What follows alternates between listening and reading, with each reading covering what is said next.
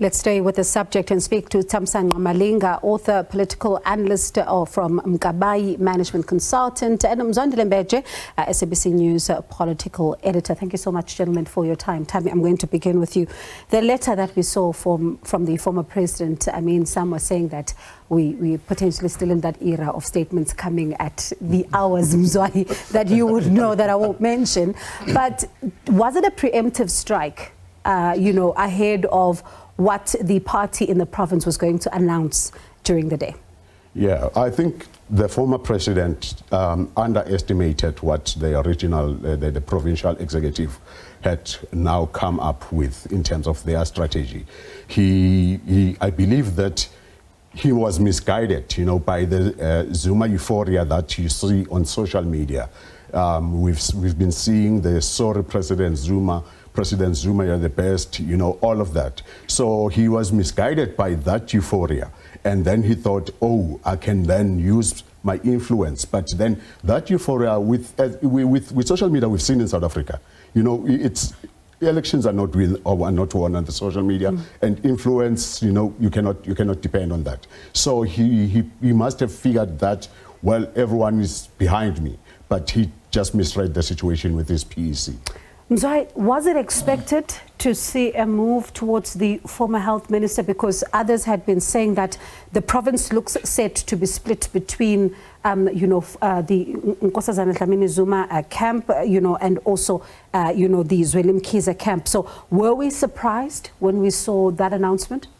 Well, not really. I think perhaps maybe people who may not have been very aware of some of the dynamics. In fact, you would rather draw in the current president, Ramaphosa, versus Zweli Mkhize if there were to be a contest. Because, I mean, all along, it was seen more. Remember, they even said there was Taliban, there was Ankole. So what basically told you was that, so as much as the province didn't prefer the incumbent, but there's a sizable faction there as well. And then, obviously, Zweli Mkhize had an upper hand. So the issue of Mama Nkosazana Dlamini-Zuma actually started to resurface when, after those delegations went to Nkandla to try and consult and find out who could be the candidate. Otherwise, it was not necessarily something that was very prominent. Yes, she is respected, but in terms of what the KZN ANC was proposing, so it was not so much about her. I'm sure they had felt, so they had, she had played her part, and then she was respected in that way. And I'm going to want us to get into just a little later on about how this now potentially splits the votes in the province between the two of them, if at all, Mzwai, as you talk about it. But let's stay with the statement of the former president. Yeah. He says that he is available to be national chair should the branches decide, and he talks about the consultations that he would have had with some of the branch members. Would you say, listening to the PEC this morning and the statement that he put out, would you say that they were defying him? Well, I wouldn't say they were defying him, because remember, as an ordinary member, he wouldn't have a higher voice than anyone else. But of course, he would be respected as an elder. And I think that's what they would do. I mean, we saw them after being elected, the PEC, they went to him just to seek advice, and they did the same with President Mbeje. So basically, for me, it was not really any defiance, but it was one of those situations where they'd say, we know your place, you've played your role, we respect you, but this is the direction. That is why those branches, remember the difference, Bongiwe, with KZN, it's not the PEC that has pronounced, it's the branches. So they allowed the branches to discuss, and then the branches, in their wisdom, have decided that Stan Mathabata must be the chairperson. And that was an interesting one, when it was announced. And let's talk about that in a second. Thamsanqa, one of the things that, has really struck me with that briefing by the PEC earlier, they say that this list is not cast in stone. Yes. We are still open to be persuaded. We are going to be speaking to other provinces. Does this signal a possible change, or a PEC that understands that it may not be as a kingmaker as it was potentially in the years before? I think they're just dangling the carrot.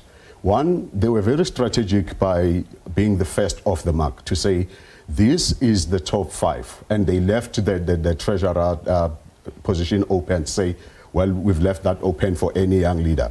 But by being first off the mark, they are now saying whoever comes after has to now look in terms of how do we shape our top 6. For example, now they've got an upper hand with Limpopo to say to Limpopo, you wanted Mashatile as deputy and you wanted Matabata as chairperson. So we've got those two in our list.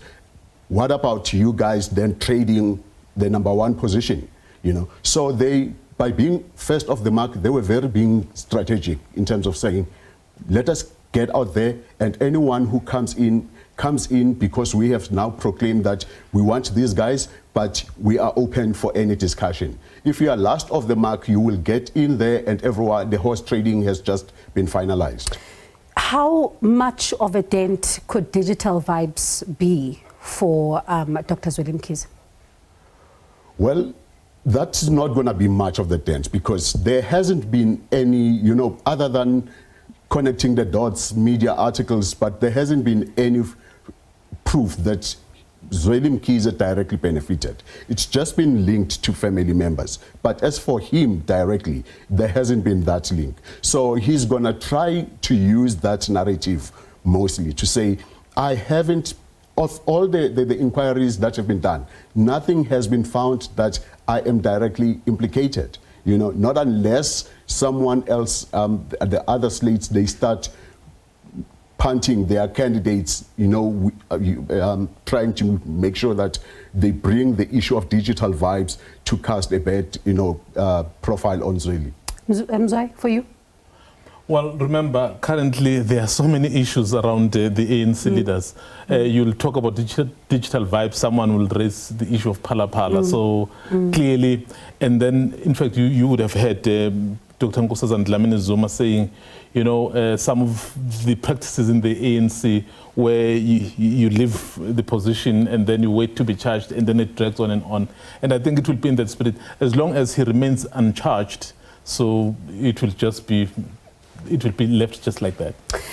How much of a contestation are we going to see, though, come December around the issue of step aside? Because we think back to the interview that Samgele did with Dr. Nkosazana Dlamini-Zuma, hinting that this goes against the laws of the land. You listen to Mzwandile, for example, when she was elected chair of the eThekwini region, she says that some of the members are not happy with the step-aside resolution. You think of then the suspended Secretary General Ace Magashule. Is that a taste of this, you know, the contestation around that in December?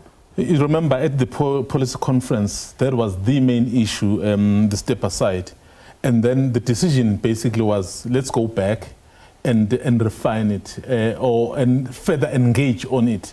So it's likely to come up, but if the mood is the same as the policy conference, so I guess those who are for it may just have an upper hand.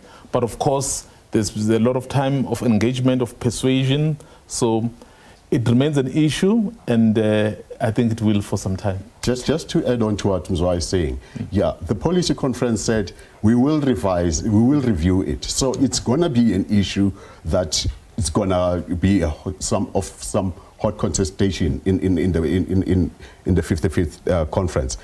Probably most delegates would want to push it forward so that it's dealt with. And then if then they are able to win in terms of that being set aside, then you get the likes of Ace Magashule who would then be nominated from the floor. But again, it will, if that discussion happens and it leans towards scrapping the step aside, then the ANC stands a risk of, this party has been talking about we are cleaning up, we're against corruption and all of that, then it's going to seem like something that's going to hurt them come 2024. You know, there's this issue of a generational mix, which we keep hearing about every single year from the ANC. Every time there's a conference, there's talk of a generational mix. Once again, the former president talking about it again in his own statement to say that if young people are calling for a clean sweep, they must tell us what they've done. You know, and he still says that. Listening to Dr. Nkosazana Dlamini-Zuma as well, saying that there must be a generational mix. How much of a reality is this going to be, though, come December, especially if we're still hearing, you know, the current ANC chair saying that the fact that for him an 81-year-old is contesting him, it's a joke? Well, that's the issue of the generational mix. It's not gonna be an issue that's gonna fly anytime soon. The ANC is of the view, has been of the view, and that's how they've operated throughout. They want the tried and tested leaders. So the issue of now trying to pull in the young people into the top six, and you know, it's something that's not going to fly anytime soon. I mean, you have the former president saying, I am raising my hand, I'm available to be the chairperson. You know, and yet he could have, this is the opportunity for him to, where he could have just said, let us try to find young people, you know, but he then raises the hand himself, which then shows that the ANC has that tradition of wanting the elderly to lead the party. Mzwai, as a final question, we're out of time. Let's quickly then look at, you know, Paul Mashatile, a number of provinces pronouncing, backing him, including Gauteng as well. Yeah. Let's look at that, because some are saying that how do you trust him when there are still the issues of the salaries that are outstanding, and, you know, others raising some of you know, the issues there. Yeah, quite interesting, because if there's one person who is almost guaranteed a position right now, it's Paul Mashatile, with all those issues. Remember, KZN has the biggest numbers. Limpopo, I think, is the third biggest, and then Gauteng, the fourth biggest. So you can already see that in terms of numbers. I know they don't always vote 100%, but the numbers are heavily on his side.